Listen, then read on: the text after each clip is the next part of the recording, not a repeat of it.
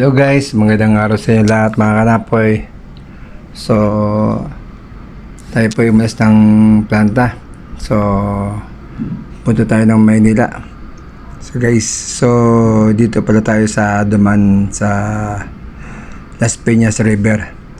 So, ito kasi yung shortcut na mas mabilis papuntang Pitex, Pasay, Parañaque. Tapos sumunod doon ay Pasay na. So dito kasi karamihan dumadaan mga ibang sasakyan. So na-discover kasi ito lalo na ginawa ng kalsada. Dati kasi rough road po ito eh. So ito yung sinimento, kaya marami na dumadaan dito mga kanapoy.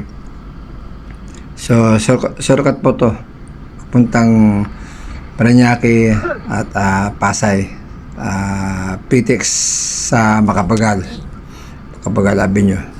So guys, ingat po tayo mga kanapoy sa pagbabiyahe, lalo pag single ang motor. Ayan mga kanapoy, sa sure pa dito mga guys kasi walang traffic. So ang nga lang mga guys, so daan-daan lang ating papatakbo dahil sa two-way lang ito eh, hindi siya ganun kalawak. So yung katabi natin sa kaliwa ay expressway na po yun, Cavitex na po yun. So guys, ayan. So pinuto na natin yung video kasi para hindi masyado mahaba. So andito na tayo sa Parañaque, ang Anapoy. Katabi na to ng Cavitex mga guys kasi ito talaga yung binakandaanan mas mabilis kaysa tayo magtatambo. So malayo na huwi guys pag magtambo tayo. Ito kasi labas mo na Pitex na Macapagal Avenue eh. Ayan guys, ayan, walang traffic, masarap bumiyahe. Ay higit sa lahat, magbaon ng tubig, uminom sa sobrang init ng panahon ang Anapoy.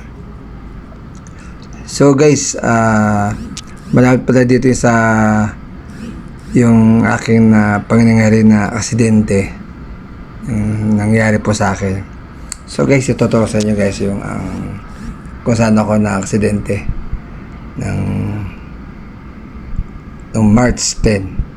So guys, so ayan, malaw pong kalsada dito guys, sarap dumaan, hindi ka magsisisi wala pong traffic. So guys, ito yung guys yung yan yun nasa kaliwa, yan pag-aari po ng hospital yan ng Our Lady. So guys, ito yung guys yan sa kaliwa, dyan ako na-aksidente, dyan mismo na aksidente ako ng March 10 ng Anapoy. Hospital po yan, Our Lady Hospital. Yan, dyan ako dinala. Pasalamat na rin po at wala po nangyari sa akin. Bueno, kahit pa paano, sinigot nila ako ng hospital. Pati yung lahat na, pati sa x-ray, CT scan. So, wala na po nangyari sa ulo ko. So guys, maraming salamat sa inyo lahat at panood ng video. Sana support tayo lagi ang video ko. Comment and like at share naman po. So magandang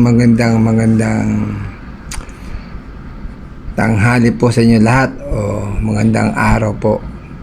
So guys, so maraming salamat sa inyong panonood ng aking video. So hanggang dito muna lang mga kanapoy. So bye bye.